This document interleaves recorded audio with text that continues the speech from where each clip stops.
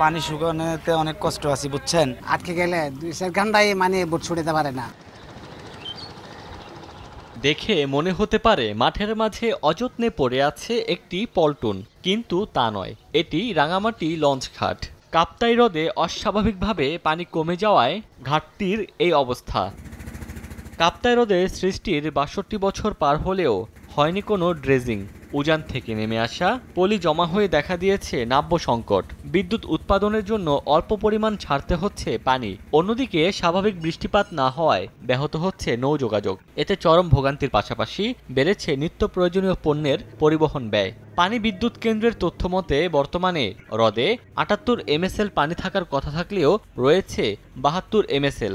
পানি শুকানোতে অনেক কষ্ট আছে বুঝছেন।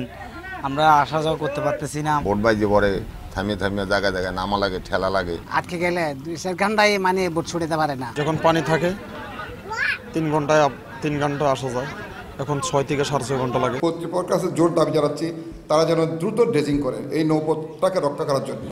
নগদে 500 টাকা বা তার বেশি পেমেন্টে পেতে পারেন ঢাকায় জমিসহ 20 কোটি টাকার পুরস্কার। কাপ্তাই হ্রদ খননের জন্য একটি প্রস্তাবনা মন্ত্রণালয়ে পাঠানো হয়েছে বলে জানিয়েছেন জেলা প্রশাসক। পানি উন্নয়ন বোর্ড থেকে একটা টিপিপি প্রণয়ন করা হয়েছে। প্রণয়ন করে সেটি মন্ত্রণালয়ে সাবমিট করা হয়েছে। এটা শীঘ্রই হয়তো যাচাই বাছাই এটা হবে, অনুমোদন হবে।